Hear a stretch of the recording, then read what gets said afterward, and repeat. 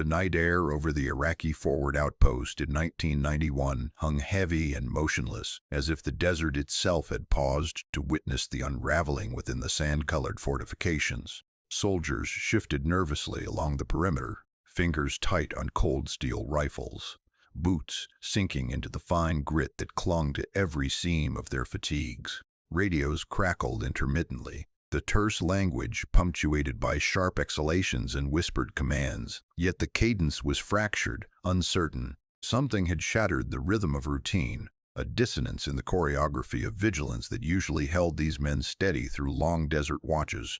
Reports streamed across the airwaves with mounting panic. "Contact front," one shouted, voice sharp and trembling, the static hissing like a predator just beyond hearing. Another voice cut in, "Enemy to the east." "Repeat, east perimeter compromised." Officers tried to coordinate, running from sandbagged firing positions to makeshift observation posts, clipboard in hand, radio microphone quivering, eyes wide against the oppressive blackness. Yet no tracer arcs pierced the sky, no muffled thud of mortars echoed from the dunes, no rifle fire returned from shadows beyond the wire. The enemy, the phantom, was everywhere and nowhere all at once. 3 hours passed in a blur of disoriented shouting and half-formed defensive maneuvers. Soldiers turned, pointing at shapes in the darkness that dissolved when looked at directly. Faces were pale under the moonlight, sweat beading beneath the edges of helmets, eyes darting from one imagined threat to the next. The collective tension became a living organism, breathing with the same measured irregularity as the anxious hearts beneath their flak jackets. Each false alarm compounded the last. Each phantom sighting fueled another. The perimeter became an improvised maze of fear, where every shadow and swaying tent flapped with the weight of imagined doom. Intelligence intercepts later pieced together fragments of what had transpired in those hours. In every log, every scratch of radio static, one phrase recurred: "The silent ones are here." The repetition was not a coincidence. It was a mantra, a signal, a psychological hammer that had fallen unseen upon the defenders. Analysts later described the communications as taut with terror, the cadence of voices unraveling with each repetition. What they could not know in real time was that no human, no projectile, no tangible threat had crossed the perimeter. The fear was engineered, deployed in silence. It worked because it bypassed the senses that usually inform danger. There was no light to trigger visual recognition, no sound to confirm presence, only the suggestion of presence, amplified by training and the raw, isolated vulnerability of soldiers in a remote position. The scene was chaotic, yet meticulously revealing. Infantrymen abandoned carefully calculated sectors of defense, leaving sandbags and automatic rifles behind. Small teams fled from bunkers built to withstand sustained assault. Vehicles were left idling in the sand, as if abandoned mid-mission, and communication networks remained open with frantic, disconnected calls for assistance that never arrived. When debriefings reconstructed the timeline, it became clear that operational cohesion had failed entirely without a single shot fired, without a single enemy silhouette observed. The desert had not yet betrayed any tactical misstep. The breakdown was entirely psychological, a fracture in the spine of discipline. Officers who reviewed the intercepts later spoke in measured tones, their words carrying both disbelief and recognition. The phenomenon exposed the limits of conventional doctrine. A defensive line can be engineered for firepower, strategic depth, and logistical resilience, yet remain fragile in the face of threat that exists only in perception. Soldiers are trained to respond to danger with precision, yet here, fear was abstracted, shapeless, omnipresent, and unyielding. The silence itself became the weapon, bending trained minds before any material engagement could occur. In the aftermath, analysts traced patterns that suggested a carefully calibrated application of psychological doctrine. The silent ones, it appeared, was not merely a phrase. It was an operational concept designed to destabilize through ambiguity and anticipation. By presenting an omnipresent yet undetectable adversary, the unit responsible forced cognitive overload on the defenders. Every decision, every tactical adjustment became suspect. Movements were measured against imagined threats, each step potentially exposing the soldier to an invisible hand. Sleep deprivation, isolation, environmental stress, all natural elements of deployment, were amplified into acute paranoia. The culmination of these factors produced what can only be described as collective panic, a self-perpetuating breakdown of command and control. Survivors describe sensations in almost cinematic terms, the way the wind shifted sand into transient patterns, creating phantom dunes, the way distant animal calls echoed in hollow valleys and were mistaken for approaching squads, the way metallic tension in rifle slings resonated like a coiled spring, ready to snap at any perceived intrusion. Their memories of the night were stitched together with both clarity and hallucination, a patchwork of reality and constructed fear. Even those who retained composure admitted an almost primal instinct to flee, driven by a signal that could not be pinpointed, a presence that could not be confronted. Command perspectives, reconstructed through archival intercepts, revealed the systemic ingenuity of the method. Orders and operational manuals would later describe the importance of ambiguity in destabilizing forward positions. Units trained in this doctrine did not need to engage in combat. They needed only to infiltrate the perception of it. Movement in darkness, careful manipulation of environmental noise, and the orchestration of subtle radio chatter were sufficient to create a tactical effect that rivaled conventional assault. In the Iraqi outpost, those principles manifested fully.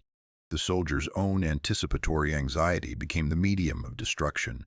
By the time the perimeter was finally abandoned, the area was silent in every tangible sense. No spent casings littered the sand, no smoke marked mortar fire, no blood had yet been shed. Yet the mission had achieved its outcome. The defenders had fled, discipline shattered, and the territory temporarily ceded without engagement. Analysts later noted a striking asymmetry, tactical effectiveness achieved at zero kinetic cost. The psychological footprint of the operation exceeded the material presence of the actors themselves. The event left enduring questions for both military historians and contemporary strategists. How does one measure success when no bullets are fired? How does a commander account for losses not in bodies or materiel, but in the erosion of cohesion, trust, and morale? The Iraq 1991 night crossing, or rather, the Night of Invisible Terror, illustrated a principle often underestimated in conventional military theory. Fear, when precisely engineered, can become a weapon as decisive as any artillery barrage. It forces movement, induces errors, and reshapes behavior entirely before the first contact.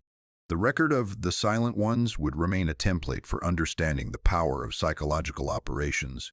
A case study in the human mind is a battlefield. Decades later, when revisiting intercepts and survivor interviews, modern analysts found themselves piecing together the architecture of an invisible engagement. Small cues, patterns in voice modulation, timing of reports, the deliberate absence of engagement all revealed a doctrine of fear that had been practiced, honed, and executed with ruthless precision. The Iraqi outpost, abandoned in disarray, became an emblem of how silence, anticipation, and uncertainty could be weaponized. Its lessons extend beyond history, in the modern battlefield, in the dense jungles, urban ruins, and even digital landscapes of warfare. The absence of visible threat may carry as much weight as its presence. By the time dawn broke, revealing the empty perimeter beneath the pale desert sun, the evidence of action was invisible. Yet in the minds of the soldiers, in the trembling voices recorded on radio logs, and in the meticulous intelligence intercepts preserved in archives, the imprint of that night remained unmistakable. A tactical collapse without a fight, orchestrated entirely through the unseen in operation where fear itself had crossed the line, reshaping human behavior with the precision of a rifle shot. The silence had spoken, and the world had listened. The desert night in 1941 was a lesson in what most armies never had to learn. Sound could betray life.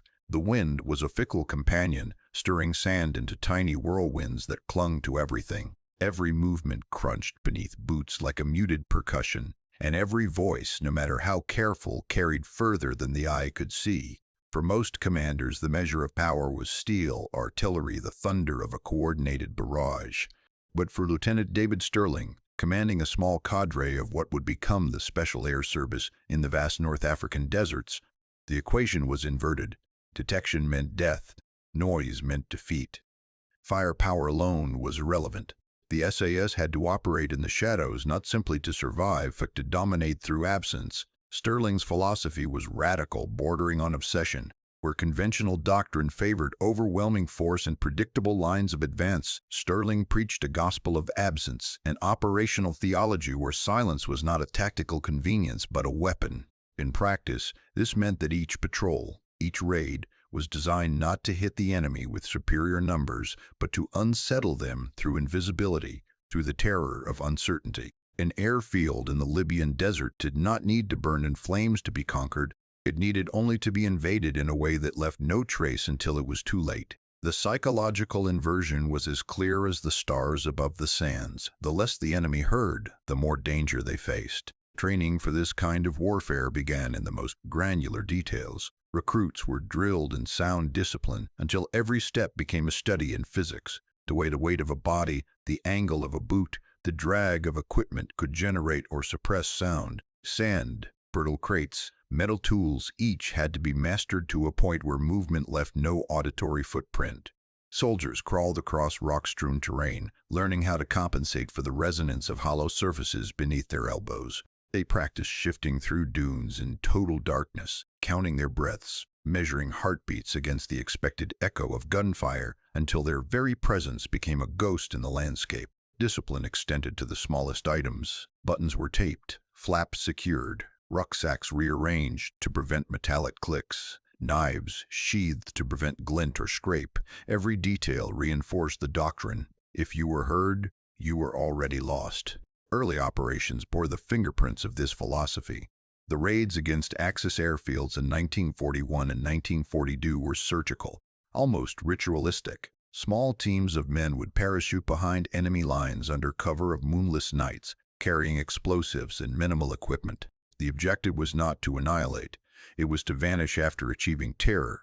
When a hangar burned or a fuel depot erupted, it was as if the desert itself had swallowed the violence and left the enemy with nothing but uncertainty.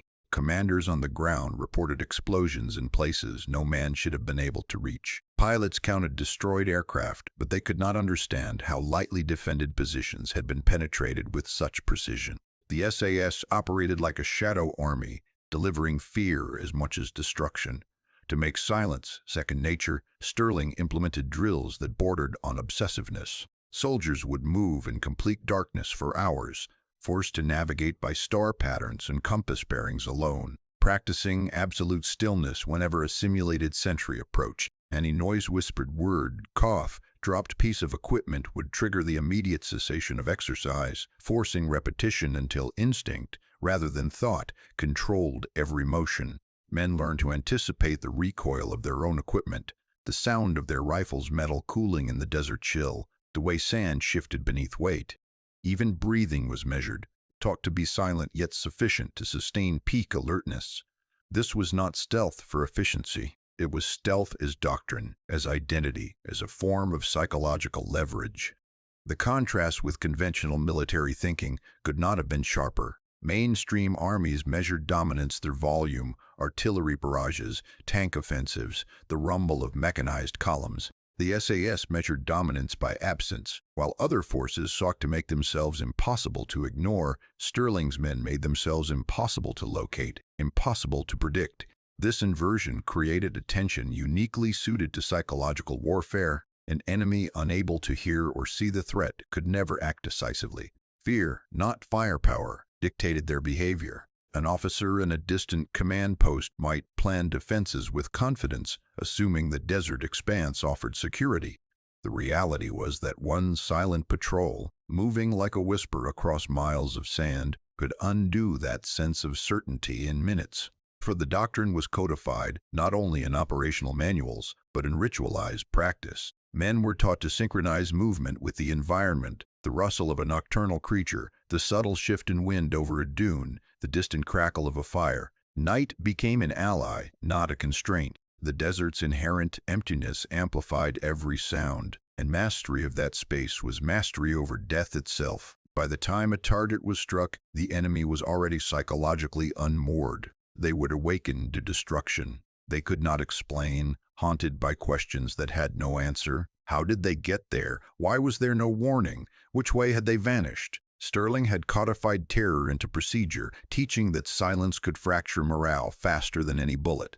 Even leadership philosophy reinforced this. Sterling's presence on operations was minimal but omnipresent in expectation. He emphasized decentralized initiative. Small teams, operating under broad guidance, had to internalize the doctrine so completely that any breach of silence was immediately correctable by instinct alone. The mental strain was deliberate. Soldiers had to operate under continuous tension, balancing acute awareness of surroundings with the rigid self-discipline required for near-total stealth. The goal was not merely to complete a mission. It was to cultivate a cognitive state in which fear of detection became a controlling factor for both the enemy and the operatives themselves. This duality, fear internalized and fear projected, was the hallmark of what would become the ghost doctrine. The psychological dimension extended even further. Enemy patrols who stumbled upon signs of SAS activity, disturbed sand, faint footprints, traces of movement too small to account for human presence, were left with a creeping sense of vulnerability. The raids were not about attrition. They were about destabilization. The knowledge that someone could strike silently, appear where least expected, and vanish again, created a pervasive anxiety that seeped through the ranks. Reports from captured Axis soldiers frequently referenced ghosts in the desert, men who seemed to defy conventional understanding of logistics and movement. It was a doctrine that weaponized the human mind against itself. Uncertainty became as lethal as a machine gun. By the end of 1942, the lessons of Sterling's SAS were evident not only in successful raids but in the broader evolution of unconventional warfare. Other military units began studying the SAS's methods, recognizing that absolute stealth could yield disproportionate effect. Sound discipline, movement without trace, operational patience, these became hallmarks of a new philosophy of engagement, one that valued psychological dominance as much as physical destruction. The SAS had inverted the traditional metrics of combat, teaching that true superiority could be measured not in explosions or captured ground, but in absence, in the ability to strike unseen, and in the terror such invisibility imposed.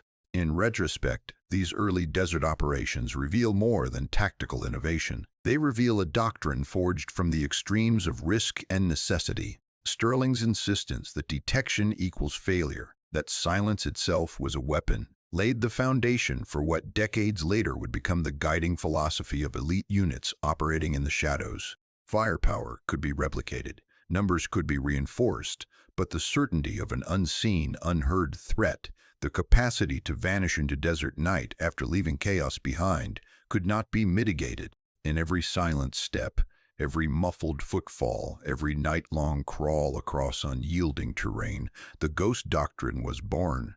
And from those first raids, the lesson was etched into military consciousness. The most effective force is often the one the enemy never sees coming. The jungle did not forgive noise. In Malaya in the early 1950s, sound was carried differently than in Europe or North Africa. It didn't echo across open ground. It lingered. It clung to humidity and hung beneath the canopy like a suspended warning. A snapped twig, a metal buckle brushing against a rifle sling, the faint clink of a mess. And each one could travel farther than a shouted command in open terrain. And in that oppressive green silence, a new doctrine was perfected. The Malayan emergency was not a conventional war. It was a grinding counterinsurgency against communist guerrillas who knew the jungle as inheritance, not obstacle. They moved in small cells, blending with sympathetic villages, carving supply routes through dense undergrowth that swallowed entire platoons whole. British units had already learned painful lessons. Heavy patrols were slow, predictable, noisy. Helicopters were limited. Artillery was often irrelevant under thick canopy. The insurgents believed the jungle was their shield. Then the SAS arrived and chose not to speak. Early patrol orders were simple and brutal in their clarity. No cooking fires, no radio chatter unless contact was confirmed. Weapons wrapped in cloth to prevent metal-on-metal sound. Boots adjusted with extra tape to stop eyelets from clicking. Rations cold and dry. Even coughing at night required turning into fabric to muffle the sound. Silence was not an absence, it was a weapon. A typical patrol might consist of 4 to 6 men inserted deep into suspected guerrilla territory, carrying up to 40 kilograms each. Sweat soaked through uniforms within minutes.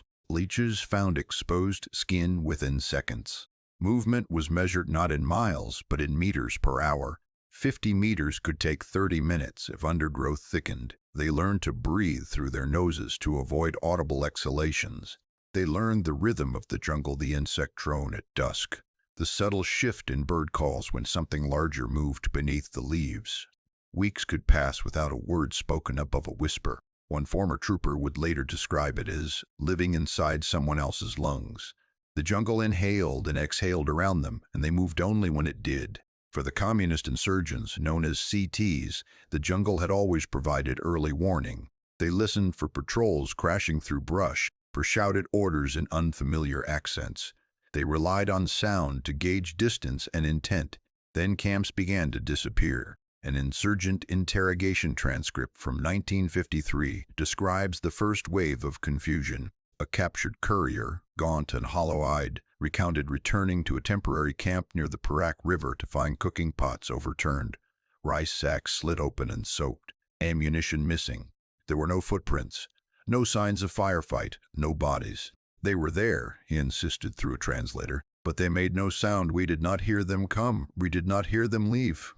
In another sector, a sentry vanished. His rifle was found propped against a tree. No blood, no drag marks, just absence. Rumors spread faster than confirmed sightings. Some insurgent units began doubling night watches. Others shifted camps more frequently, burning their own supplies to prevent capture. One mid-level guerrilla commander reportedly ordered his men to fire into suspected movement at dusk, even without visual confirmation.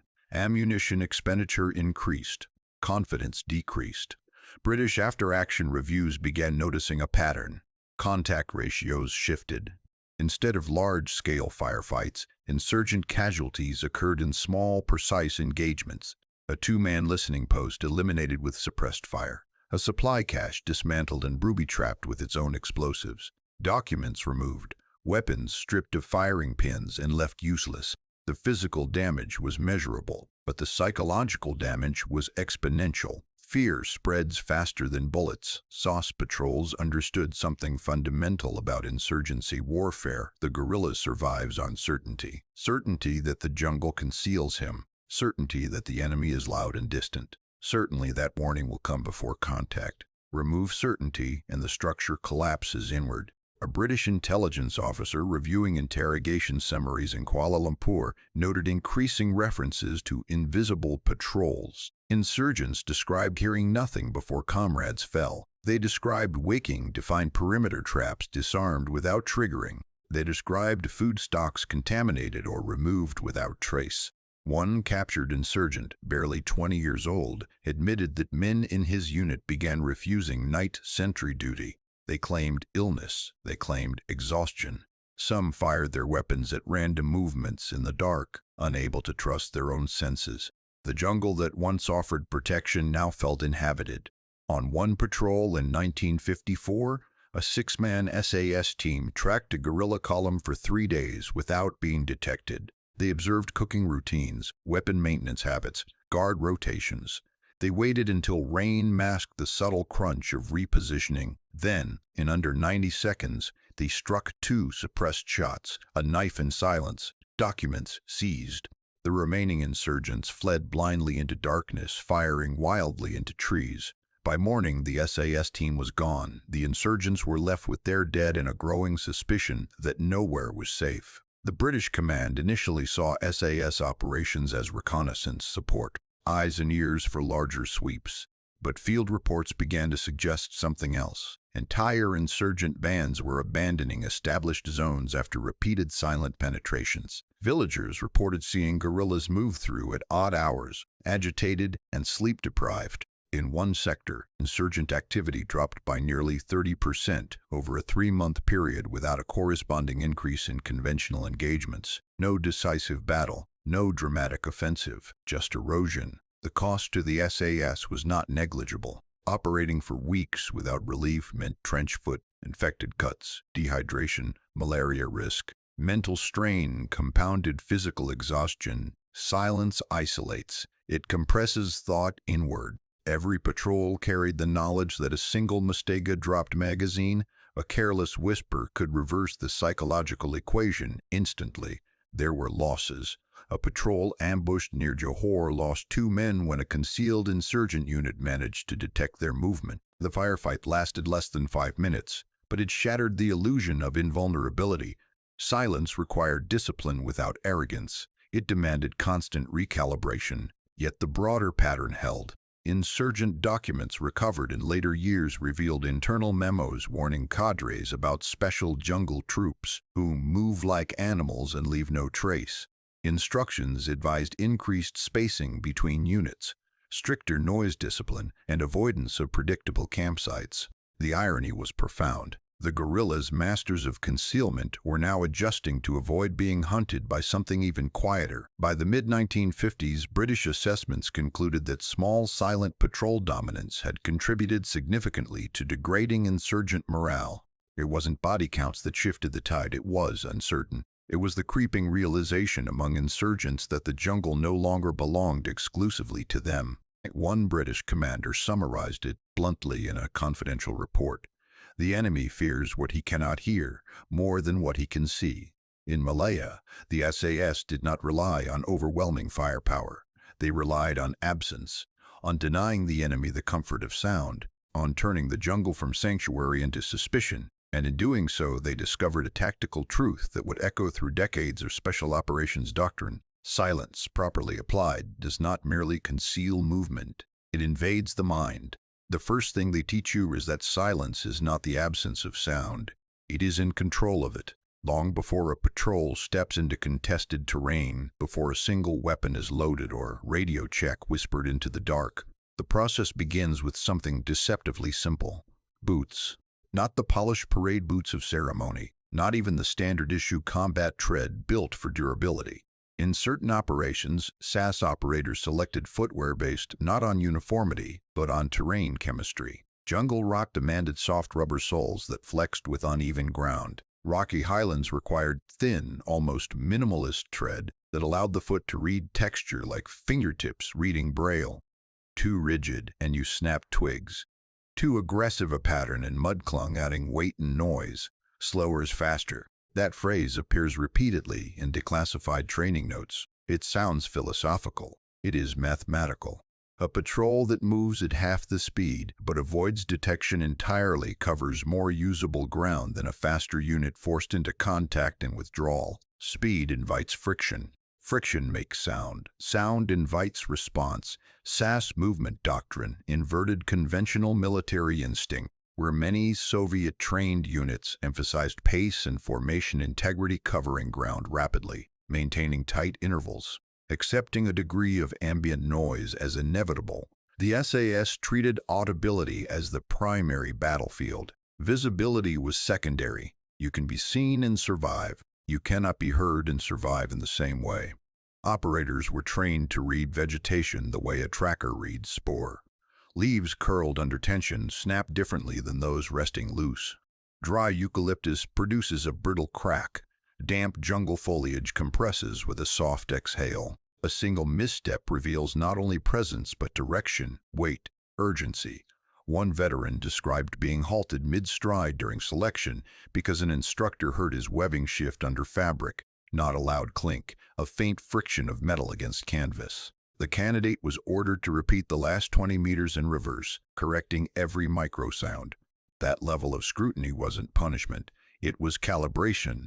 Breath control followed. Instructors forced candidates to crawl through scrub while maintaining nasal breathing only. Open mouth breathing dries the throat and amplifies exhalation. The human ear, especially in rural or undeveloped terrain, detects rhythm before volume. A repeated exhale becomes a metronome. Break the rhythm, and you break detection patterns. Micro-terrain exploitation became instinct. Slight depressions in earth, shadows cast by uneven rock, the darker band beneath tree canopies just before full nightfall, these were highways invisible to anyone not trained to look. Operators were taught to move not through terrain, but within it. Shadow timing was almost ritualistic. Movement synchronized with environmental noise, wind gusts, distant artillery, animal calls. If the wind paused, so did they. If a night bird shrieked, 3 men shifted positions in the half-second acoustic cover it provided. Contrast this with conventional patrol methods drawn from Soviet doctrine of the era.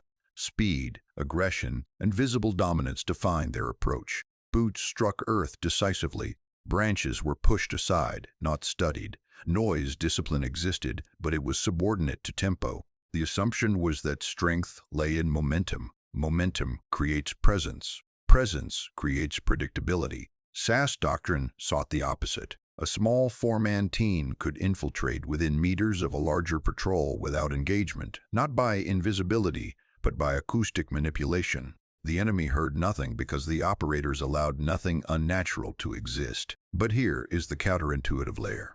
They did not always eliminate sound. They shaped it. In advanced exercises, instructors demonstrated how to weaponize the enemy's own hearing. A faint, irregular disturbance placed intentionally at the edge of perception, too soft to confirm, too inconsistent to locate. A stone shifted once, silence. 5 minutes later, a distant rustle, silence again. The human mind abhors unresolved stimuli. Faced with an ambiguous sound, it fills in the gaps. Patrols began to imagine flanking forces, snipers, encirclement. Heart rates climbed. Weapons scanned shadows that never moved. The SAS did not just move quietly. They engineered the acoustic signature of dread. One former operator recounted a night reconnaissance along a tree line bordering an enemy encampment. The objective was not assault, it was a psychological mapping. They approached to within 70 meters, close enough to hear low conversation, close enough to smell cooking fuel and unwashed uniforms. They introduced a single anomaly, a branch snapped deliberately but gently off to the east of the camp. Then nothing. 10 minutes later, a pebble displaced on the western perimeter. Then, absolute stillness for an hour. From concealed positions, they observed the reaction. Guards shifted patterns. A flare was fired prematurely. 2 men were dispatched to sweep empty darkness. Sleep cycles fractured. By dawn, the camp had doubled its sentries and reduced internal rest. Fatigue followed.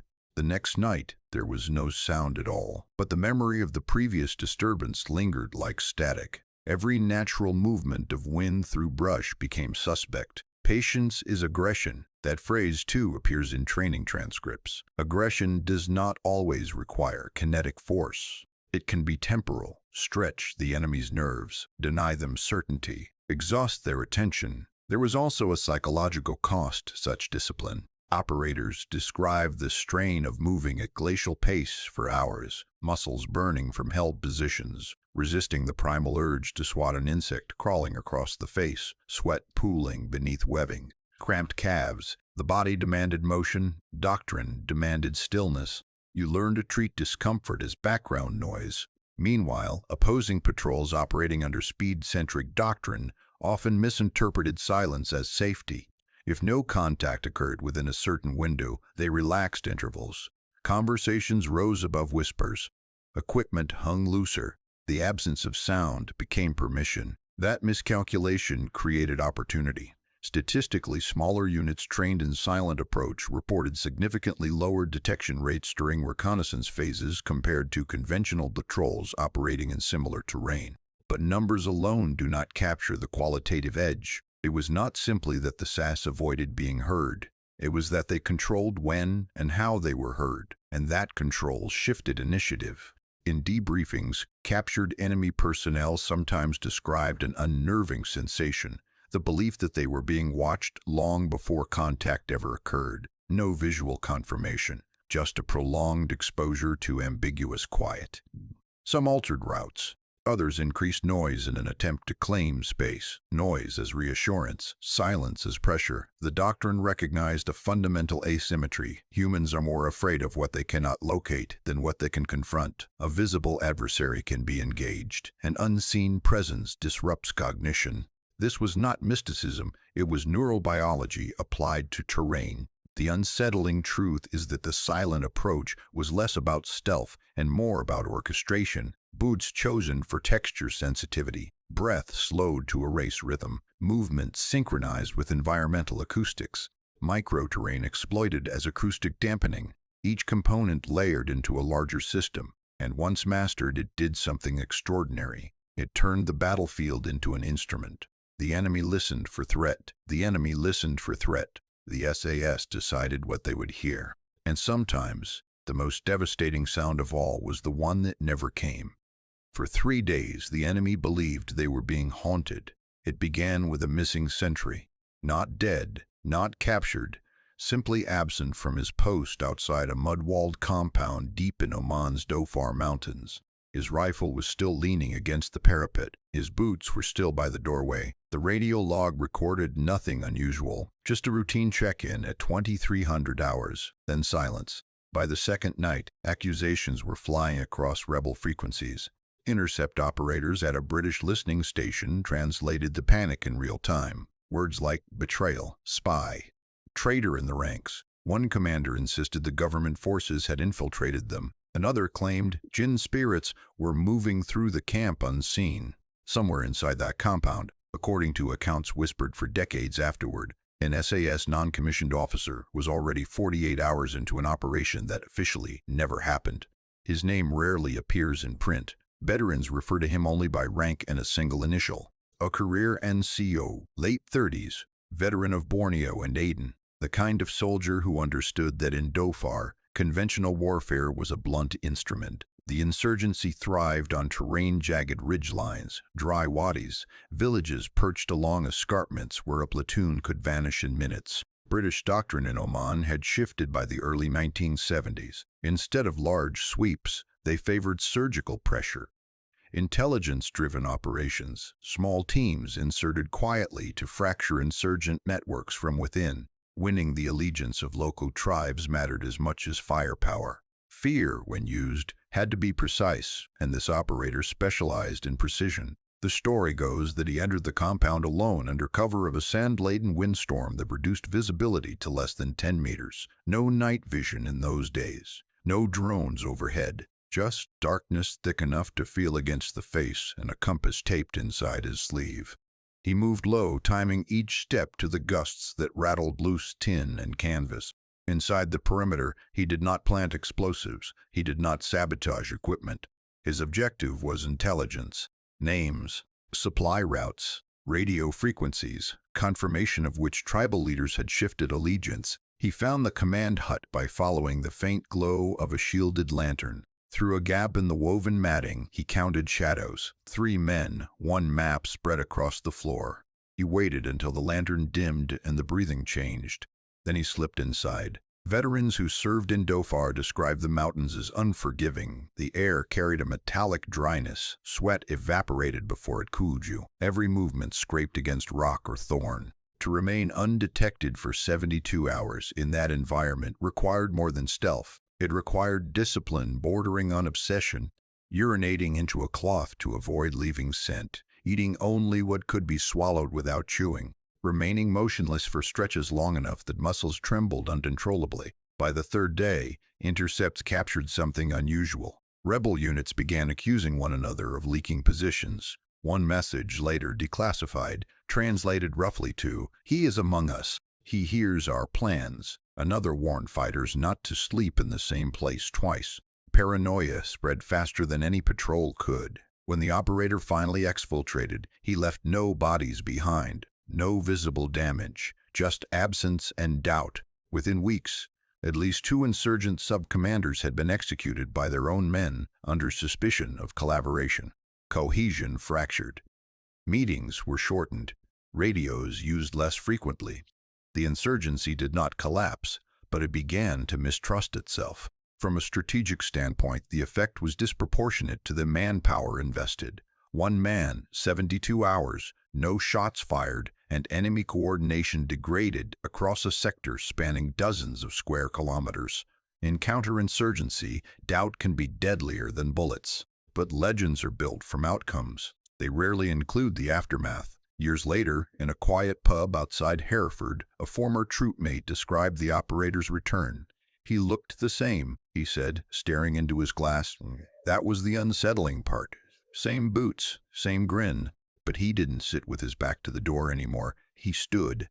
Weaponized silence has a cost. Operating alone inside hostile space requires hypervigilance, so sustained that it rewires the nervous system.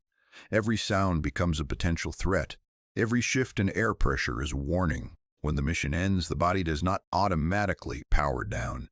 Interviews with veterans from that era reveal a common thread: difficulty sleeping, irritability in crowded rooms, a persistent need to map exits. One described it as living at a volume no one else can hear.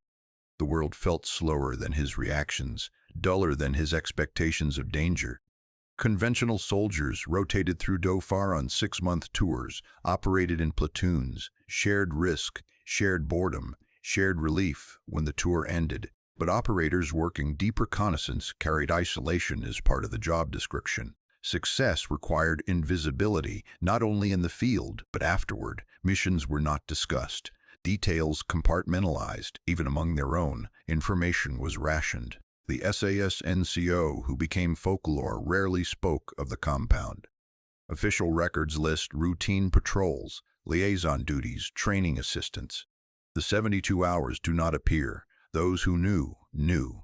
Those who didn't were not told, and that secrecy, essential in theater, became corrosive at home. One veteran recalled the operator staring at a garden fence during a barbecue, scanning it as if it were a defensive perimeter. "He wasn't with us," the veteran said. "He was back there, counting shadows." Creating fear in the enemy is a form of power. It shifts initiative. It fractures trust. But fear is not directional. It leaves residue. The insurgents in Dhofar spoke of ghosts in their ranks, of unseen eyes, of betrayal from within. In the end, they were wrong about the source, but correct about the effect. Something had moved among them, unseen, and it had changed how they saw one another. The operator achieved his objective. Intelligence gathered, networks disrupted, campaign momentum preserved.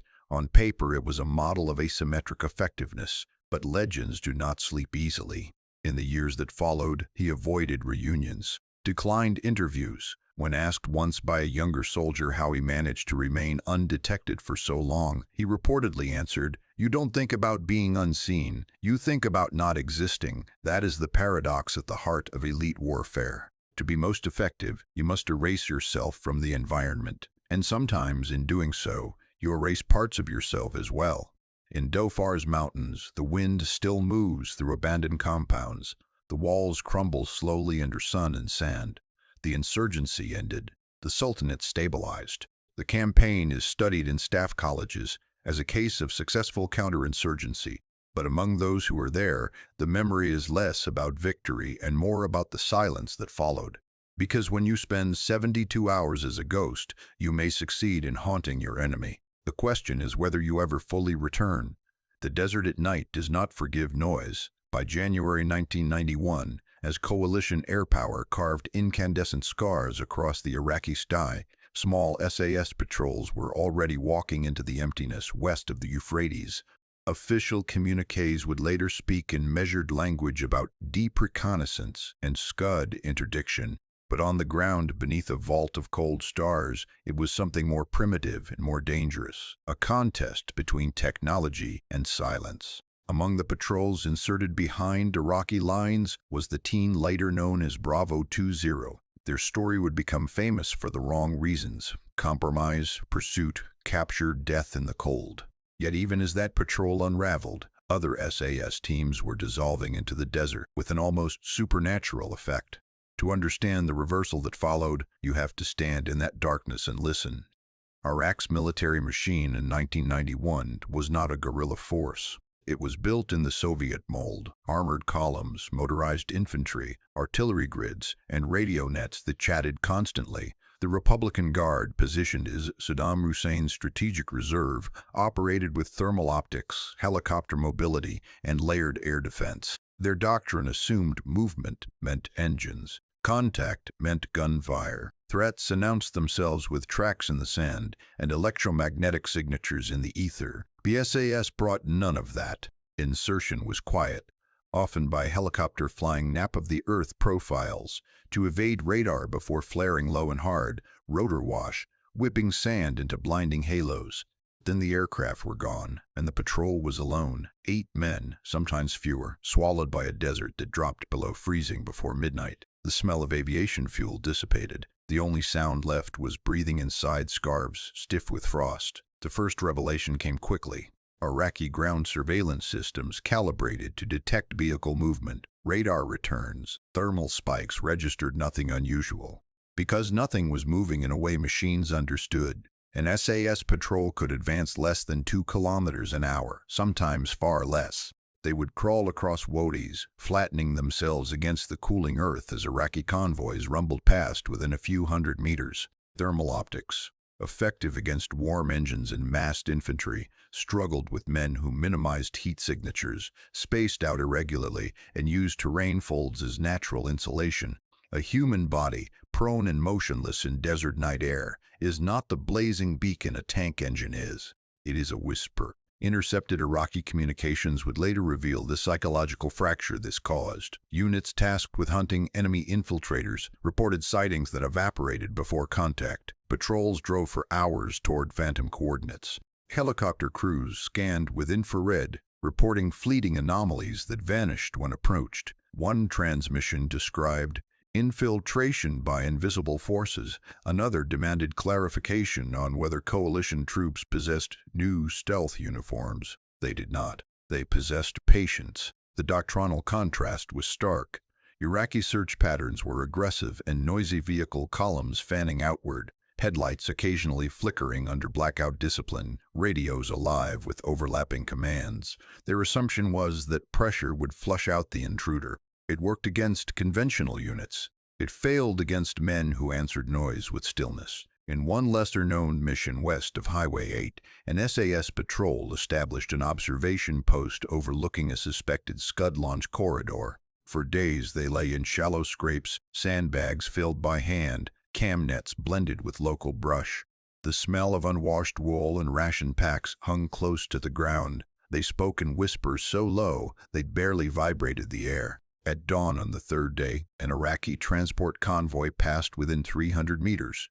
Soldiers dismounted to relieve themselves against the berm that concealed the patrol. Boots crunched. A cigarette flared, the sulfur scratch of a match shockingly loud in the cold morning air. One Iraqi soldier paused, staring across the flat expanse. Nothing moved, because nothing could afford to. The convoy left. Hours later, the patrol transmitted a burst encrypted contact report brief, precise, location verified. Coalition aircraft struck the launch site that night. No Iraqi unit ever identified who had been watching them.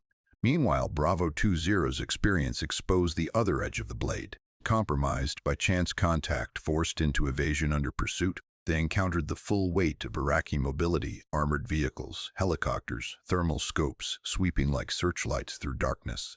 The desert that had concealed them now offered no cover once the chase began. Frostbite, dehydration, capture silence could not outrun engines forever. But even in that tragedy lay the reversal's proof. Iraqi reaction forces flooded the sector in numbers disproportionate to the actual threat. Reports up the chain suggested multiple coalition units operating behind lines. Entire battalions were diverted to hunt a handful of men. Helicopters logged sortie hours chasing figures who vanished into drainage ditches and sand depressions. Republican Guard morale in certain sectors dipped, not from direct engagement, but from the strain of hunting an enemy that did not behave like an enemy. Technology magnifies fear when it cannot resolve it. Thermal optics are reassuring when they paint clear silhouettes. They are destabilizing when they flicker with half-formed shapes. Radio networks are empowering when they coordinate decisive action. They become echo chambers when every call begins with uncertainty, possible contact, negative confirmation, movement lost. SAS patrols exploited this doctrinal rigidity with surgical intent. They avoided firefights not out of timidity but design.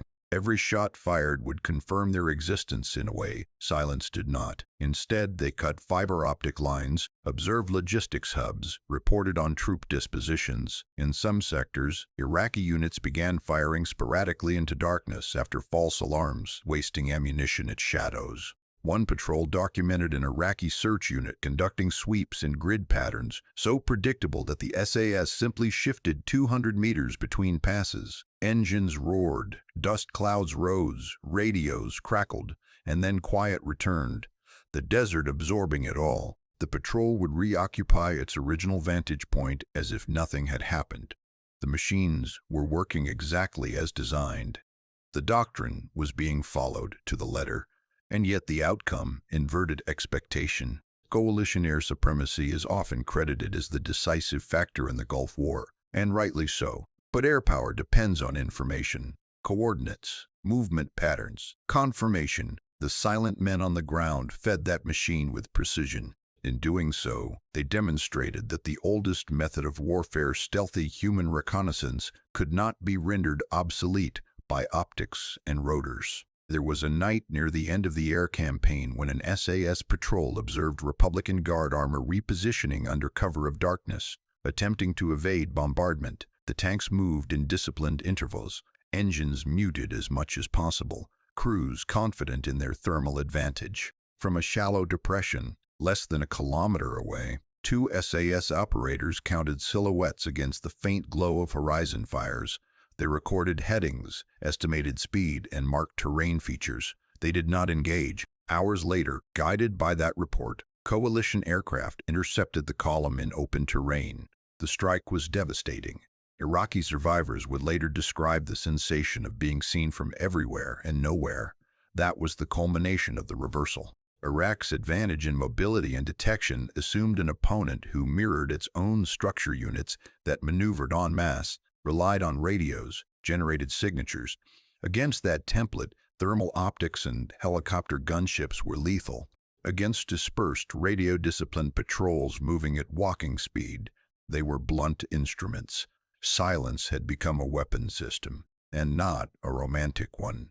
It demanded physical degradation, frozen fingers, sand-chafed skin, thirst that thickened the tongue. It demanded psychological endurance, the strain of lying motionless while vehicles passed close enough to hear muffled conversation in Arabic. It demanded accepting that extraction might be days away, that compromise could mean a chase across hostile territory with little hope of relief. But its effectiveness was measurable. Patrols that maintained acoustic and electromagnetic discipline had exponentially higher survival rates than those forced into reactive movement. Iraqi units tasked with counter-infiltration expended disproportionate manpower for negligible confirmed kills. In several sectors, reports upward exaggerated coalition presence by factors of 3 or 4, distorting Iraqi operational planning. By the time ground forces surged across the Kuwaiti border in February 1991, much of the Iraqi rear area was already psychologically perforated. Supply lines had been observed, launch sites mapped, commanders unsettled by weeks of uncertainty. The ground assault's speed, often described as shocking, was amplified by this prior erosion. The Gulf War is remembered for smart bombs and live CNN broadcasts, for night vision footage of anti-aircraft tracers arcing upward in green monochrome. But beneath that technological spectacle lay an older truth. When silence meets technology calibrated for noise, silence can win, not by overpowering, not by dazzling, but by refusing to appear where machines expect targets to be. In the freezing desert nights of 1991, small teams proved that doctrine can be inverted without ever firing a shot, that a body pressed flat against cold earth can nullify millions of dollars in optics, that an army built to detect engines may fail to detect footsteps. And in intercepted Iraqi radio transmissions, voices edged with frustration, reporting enemies who left no tracks, no heat, no confirmation. There was an unintended admission. The most advanced systems in the region had been outmaneuvered by patience.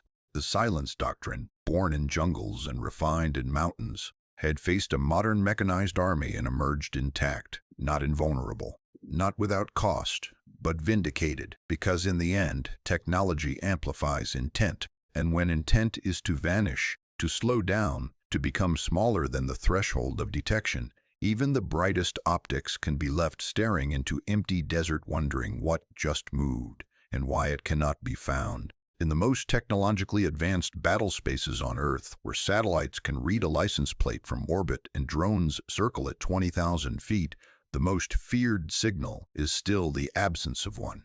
No radio chatter, no warning shots, No shouted commands in the dark, just silence. The British Special Air Service did not invent violence. They refined something far more destabilizing, the engineered absence of it. The silence doctrine, move unseen, strike without spectacle, vanish before comprehension, was not just a tactic, it was psychological architecture, and it spread. By the late 20th century, the world's elite units were studying the same lesson. In the United States, the operators of SEAL Team 6, officially Naval Special Warfare Development Group, absorbed the same obsession with controlled noise discipline. Across another base, the quiet professionals of Delta Force built selection pipelines that filtered for men who could exist in discomfort without speaking. In Israel, Sayeret Matkal refined urban penetration techniques where doors opened without hinges screaming and entire buildings were cleared before neighbors understood what had happened. Different flags, different politics, same doctrine. Silence is not the absence of action. It is the concealment of intention. The contrast is stark when you examine the evolution of special operations across decades. In World War II, raids were loud by necessity gunfire, explosives extraction under fire. By Vietnam, long-range reconnaissance patrols began experimenting with invisibility. Smaller teams, less equipment, no unnecessary engagement. But the SAS formalized the principle into culture. Silence was not situational. It was an identity. That cultural export reshaped global special operations. Selection courses increasingly rewarded those who could function under sleep deprivation without emotional leakage. Training facilities were redesigned to simulate tight urban acoustics, metal stairwells, hollow corridors, gravel courtyards that punished careless steps.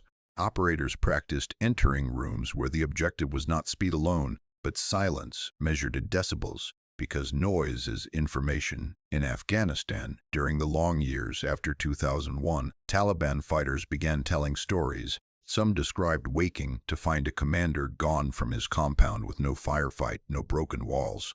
Others recounted checkpoints overrun without hearing a single vehicle approach. Interrogations revealed a pattern. The fear was not just of being attacked, it was of not knowing when it had already happened. Proximity fear. The dread of an enemy who can stand within 10 meters and remain acoustically invisible. Technology was supposed to eliminate that fear. Night vision gives soldiers the dark. Thermal optics reveal heat signatures. Drones provide constant overhead surveillance. Acoustic sensors can triangulate gunshots in seconds. Modern battlefields hum with electromagnetic awareness, and yet silence persists as the dominant psychological weapon. In Syria's fractured urban war, opposition fighters described raids where doors opened with hydraulic precision and shadows flowed through stairwells. No shouted orders, no flashbang theatrics unless necessary. By the time the first shot was fired, if one was fired at all, the fight was already structurally over. Command nodes neutralized, communication devices seized, leaders extracted or eliminated. The pattern repeats because the human nervous system has not evolved at the speed of microchips. We are wired to respond to noise. A gunshot triggers adrenaline, an explosion justifies fear. Sound gives context, silence gives none. Consider the anatomy of a modern night raid. A helicopter approaches low, masked by terrain. Engines throttle back at a calculated distance to reduce acoustic footprint. Operators fast rope or land in darkness. Boots hit dust. Equipment is secured with tape to eliminate metallic clinks. A breach is conducted with minimal overpressure, sometimes mechanical, sometimes explosive, but directionally contained. Inside, communication occurs through touch signals and eye contact. In less than 3 minutes, an objective can be secured. 3 minutes. For the target, there is no cinematic buildup. One moment, sleep. The next, hands restrained. Or worse, a muzzle pressed against the sternum before consciousness fully returns. The violence, if it occurs, is brief. The psychological rupture is permanent. Institutionally, this doctrine reshaped how elite units define success. Metrics shifted from body counts to capture efficiency, from firefight duration to time on target. Bureaucracies adapted, intelligence cycles tightened. The goal became anticipatory dominance, arriving inside the enemy's decision loop before he knew one existed. And here lies the paradox of the 21st century battlefield. The more sensors we deploy, the more we assume omniscience. The more data we collect, the more we believe surprise is obsolete. But silence exploits a different vulnerability: cognitive lag. A drone may see movement, a thermal optic may detect heat, but comprehension still belongs to the human mind, and that mind requires narrative. Silence denies narrative. A Taliban commander in Helmand once described the worst nights not as those with explosions, but those without them. When rumors spread that foreign special units were operating nearby, men stopped sleeping deeply. They posted double guards, they whispered. They imagined footsteps that weren't there. Productivity declined. Trust eroded. Every creak of mud brick became suspect. No shots fired, yet morale degraded. In Syria, fighters altered patrol patterns based on the mere possibility of silent infiltration. In Iraq, insurgent cells fragmented under pressure from operations that seemed omnipresent yet invisible. The psychological math was simple. If the enemy can reach you without warning, your control is an illusion. And war at its core is about control. The SAS understood this decades ago. Break the will, not just the body. Engineer uncertainty. Weaponize anticipation. Make the enemy question his own senses, because when fighters begin doubting what they hear or don't hear, their cohesion fractures. Orders are second-guessed, movements slow. Aggression hesitates. Fear thrives in the unsounded. There is, however, a moral shadow to engineered silence. Operators carry the burden of existing as ghosts in other people's nightmares. The effectiveness that protects their own side also imposes a kind of psychological asymmetry. When violence arrives without warning, it leaves no shared ritual of confrontation, only aftermath. And yet militaries continue refining it. Robotics may advance. Artificial intelligence may predict movement patterns. Acoustic arrays may blanket cities. But as long as conflict involves human perception, silence will remain terrifying. Because the mind fills gaps faster than any drone. In the end, the legacy of engineered fear is not about Britain or America or Israel. It is about a principle. The most efficient way to defeat an opponent is to collapse his certainty, to make him realize that resistance is already futile before he has the chance to resist, which leads to the final question every strategist eventually confronts. If the purpose of violence is to break the enemy's will, what happens when you can break it without violence at all? When the door opens and no one hears it? When the guard post falls quiet without a shot? When a man wakes to find the war has already reached his bedside? The most dangerous sound in war isn't the explosion, it's the silence before someone realizes they've already lost.